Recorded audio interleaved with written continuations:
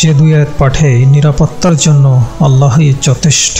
প্রিয় দর্শক, দোয়া একটি স্বতন্ত্র ইবাদত। যে কোনো সময় যে কোনো দোয়া পড়া যায়। জীবনের প্রতিটি ক্ষেত্রে রাসূল সাল্লাল্লাহু আলাইহি সাল্লাম আমাদেরকে দোয়া শিখিয়েছেন। এমনকি ছোট থেকে ছোট বিষয়েও তিনি আমাদেরকে দোয়া শিখিয়েছেন। আলহামদুলিল্লাহ।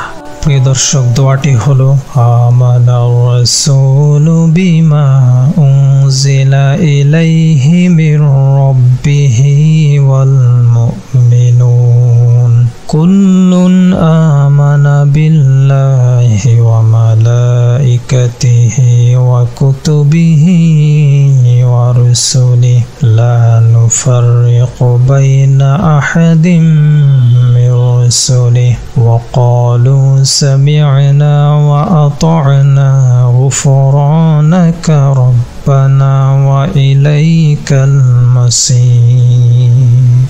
لا يكلف الله نفسا إلا وسعها لها ما كسبت وعليها ما اكتسبت ربنا لا تؤاخذنا إن نسينا أو أخطأنا ربنا ولا تحمل علينا إصرا كما حملته على الذين من قبلنا ربنا ولا تحملنا ما لا طاقة لنا به واعف عنا واغفر لنا وارحمنا أنت مولانا فانصرنا على القوم الكافرين।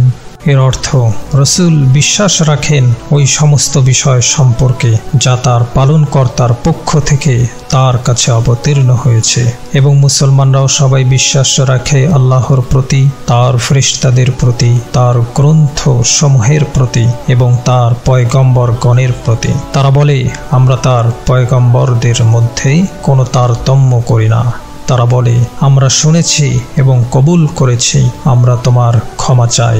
হে আমাদের পালনকর্তা, তোমারই দিকে প্রত্যাবর্তন করতে হবে। আল্লাহ কাউকে তার সাধ্যাতীত কোনো কাজের ভার দেন না। সে তাই পায় যা সে উপার্জন করে এবং তাই তার উপর বর্তায় না, সে করে। হে আমাদের পালনকর্তা, যদি আমরা ভুলে যাই কিংবা ভুল করি তবে আমাদেরকে অপরাধী করো না। হে আমাদের পালনকর্তা, এবং আমাদের উপর এমন দায়িত্ব অর্পণ করো না যেমন আমাদের পূর্ববর্তীদের উপর অর্পণ করেছ।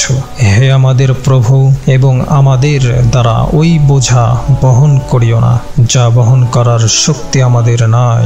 আমাদের পাপ মোচন করো, আমাদেরকে ক্ষমা করো এবং আমাদের প্রতি দয়া করো। তুমি আমাদের প্রভু, সুতরাং কাফের সম্প্রদায়ের বিরুদ্ধে আমাদেরকে সাহায্য করো।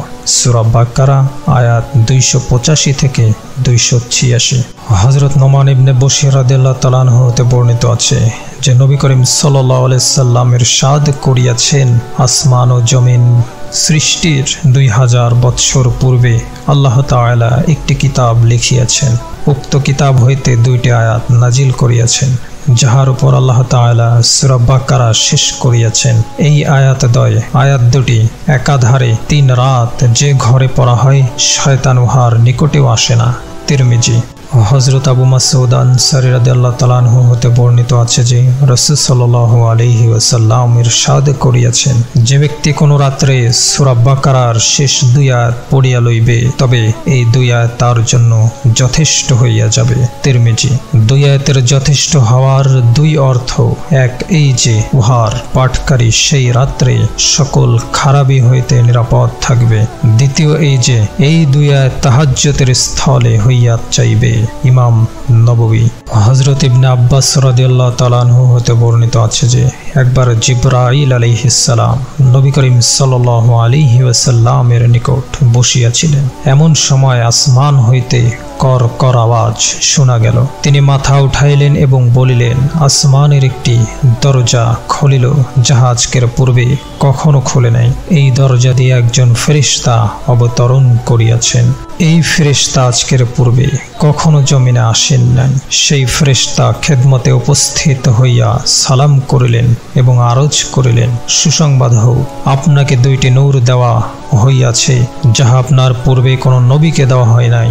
একটি সূরা ফাতিহা, দ্বিতীয়টি সূরা বাকারার শেষ 2 আয়াত। আপনি উহা হইতে যে কোনো বাক্য পড়িবেন, যাহা আপনাকে দেওয়া হইবে।